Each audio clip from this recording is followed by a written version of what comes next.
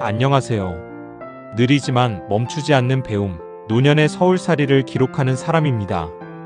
봄이 시작되는 3월입니다. 창밖의 바람이 조금 부드러워졌습니다. 햇살도 한결 따뜻해졌습니다. 그런데 3월은 날씨만 달라지는 달이 아니라 우리 어르신들의 삶과 관련된 정책도 조용히 바뀌는 시기라고 합니다. 정책이 나와 무슨 상관이 있을까? 저도 예전엔 그렇게 생각했습니다. 하지만 알고 보면 노년의 일상과 꽤 가까운 변화들입니다. 오늘은 3월부터 달라지는 시니어 정책을 차 한 잔 마시듯 천천히 정리해 보겠습니다. 첫째, 집에서 돌봄받는 시대가 본격 시작됩니다. 3월부터 의료 요양 돌봄 통합 지원 서비스가 본격 확대됩니다. 이 정책은 보건복지부가 추진하는 제도입니다. 그동안은 병원은 병원대로, 요양은 요양대로, 복지 서비스는 또 따로 움직였습니다. 보호자 입장에서는 여기저기 알아봐야 했고, 서류도 각각 준비해야 했습니다. 이제는 병원 치료, 장기 요양, 생활 지원 서비스, 이것을 하나로 연계해 가능하면 내 집에서 생활을 이어갈 수 있도록 돕는 방향으로 바뀌고 있습니다. 시설 중심이 아니라 지역사회 중심 돌봄으로 방향이 전환되는 것이 가장 큰 변화입니다. 예를 들어 혼자 사시는 어르신이 퇴원 후 집으로 돌아오셨을 때 방문간호, 요양지원, 생활 돌봄이 따로가 아니라 연결되어 지원되는 구조입니다. 노년에는 익숙한 집이 가장 큰 안정감입니다. 저 역시 병원보다 집이 편하다는 말을 주변에서 많이 들었습니다. 이번 변화는 그 편안함을 지켜주기 위한 움직임이라고 볼 수 있습니다. 둘째, 요양병원 간병비 부담이 줄어듭니다. 노년이 되면 병원 갈 일이 잦아집니다. 특히 요양병원에 입원하면 의료비보다 더 부담되는 것이 간병비였습니다. 이번에는 중증 환자 중심으로 간병비 본인 부담이 완화되는 방향으로 조정됩니다. 또한 국민건강보험공단을 통한 건강보험 보장성도 점차 강화되는 흐름입니다. 의료비 본인 부담 완화, 고령층 의료비 경감, 간병비 부담 완화 방향.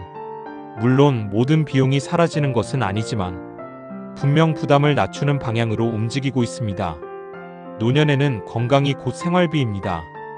병원비 걱정이 줄어드는 것만으로도 마음이 한결 가벼워집니다. 셋째, 연금과 노후소득 제도의 점진적 변화입니다. 노년의 가장 큰 고민은 건강과 생활비입니다. 연금 제도 역시 조금씩 다듬어지고 있습니다. 현재 연금 제도는 국민연금공단 중심으로 운영되며 장기 수령의 안정성을 강화하는 방향으로 개선이 이어지고 있습니다.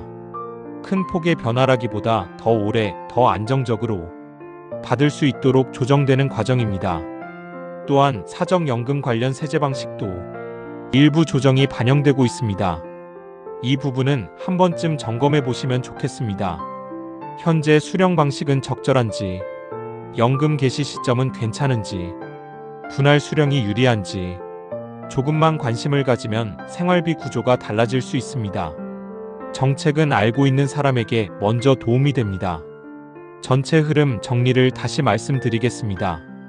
2026년 3월 정책의 큰 흐름은 이렇습니다.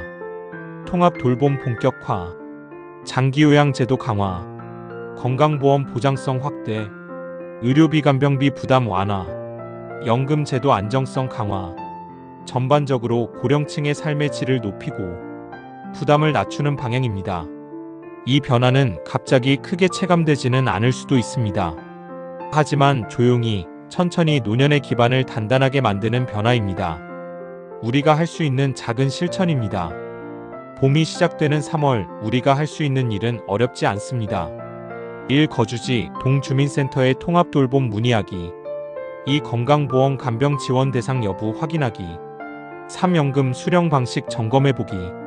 4. 가족과 한번 이야기 나눠보기. 이 4가지만 해도 노년의 준비는 훨씬 달라집니다. 마무리입니다. 정책은 신문 속 이야기처럼 보이지만 사실은 우리의 일상과 연결되어 있습니다. 전반적으로 고령층의 삶의 질을 높이고 부담을 낮추는 방향입니다. 봄바람이 부는 3월, 우리의 노년이 조금 더 따뜻해지길 바라며 오늘도 차 한 잔 마시듯 천천히 정리해 보았습니다.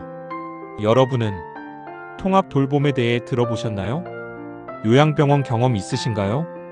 구독과 댓글로 경험을 나눠주시면 함께 이야기해 보고 싶습니다. 느리지만 멈추지 않는 배움, 노년의 서울살이를 기록합니다. 오늘도 함께 해주셔서 감사합니다.